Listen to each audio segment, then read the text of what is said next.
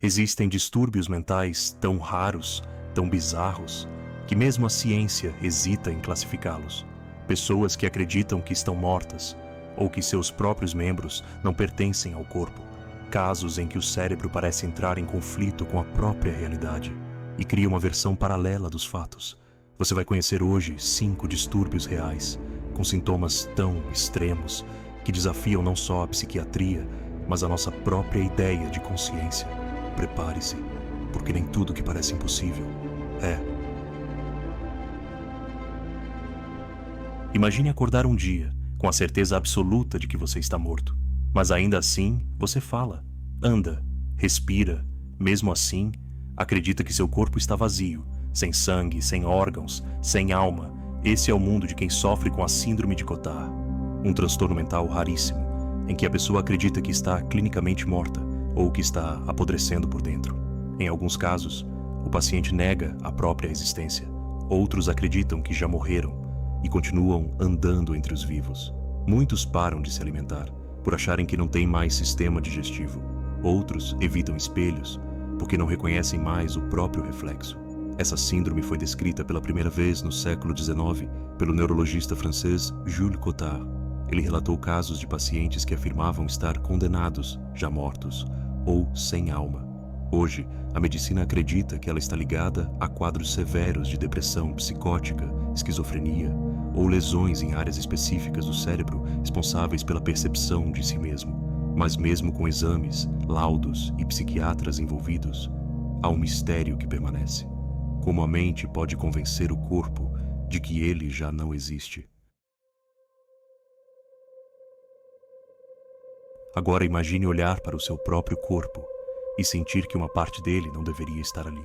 Um braço, uma perna, um dedo, como se aquela parte fosse um erro de fabricação.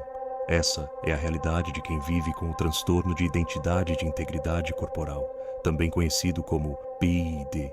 O paciente sente desde cedo que uma parte do corpo não lhe pertence. E isso não é simbólico, é físico, é visceral.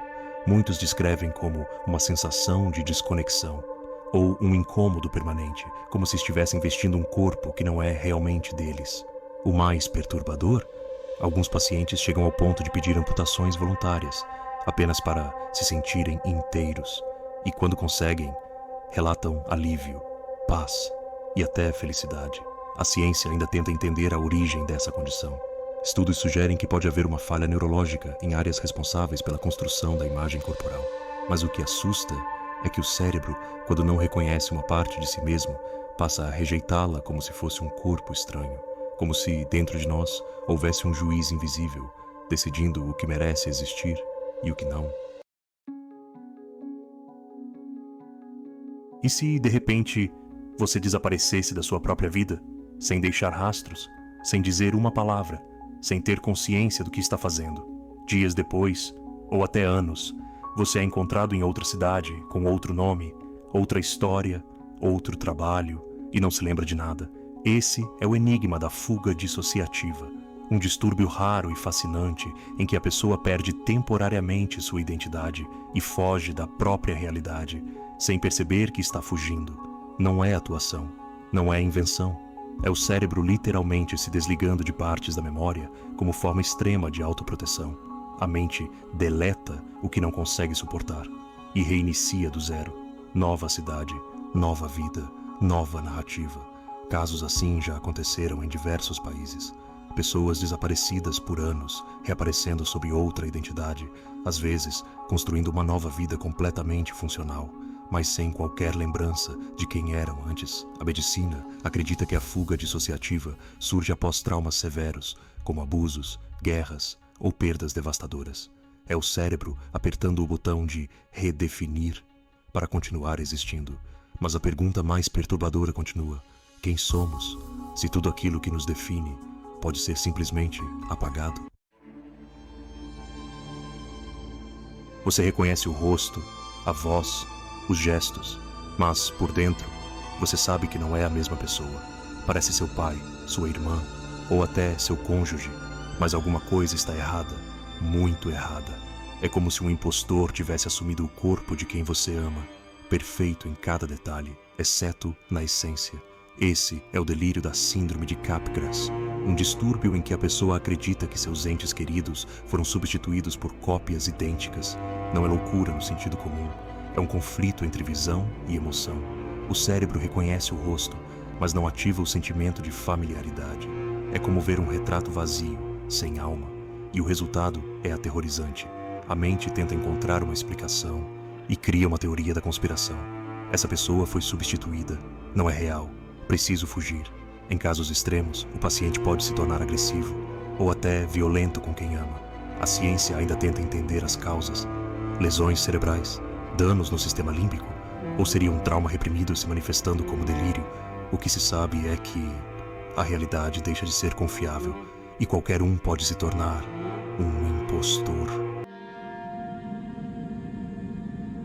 Você diz que está doente, que sente dores, fraqueza, náuseas, faz exames, vai a médicos, toma remédios, mas os sintomas não existem.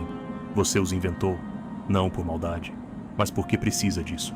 Esse é o enigma do transtorno factício, também conhecido como síndrome de Munchausen. Pessoas que fingem doenças graves, com riqueza de detalhes, por puro desejo de atenção, cuidado e compaixão. E em casos ainda mais graves, elas provocam os próprios sintomas, injetam substâncias, sabotam resultados, manipulam o próprio corpo para serem vistas como vítimas.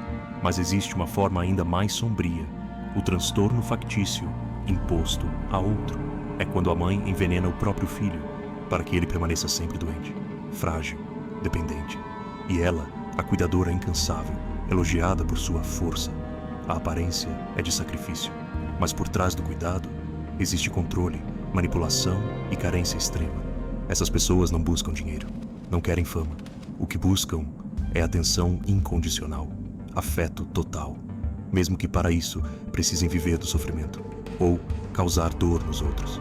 É o distúrbio do amor distorcido, do carinho forçado, da dor encenada, um dos mais difíceis de diagnosticar e dos mais perigosos de ignorar. O que vimos aqui são distúrbios que não cabem em explicações simples, casos em que a mente rompe com a realidade, distorce o corpo, apaga identidades ou cria histórias inteiras para sobreviver.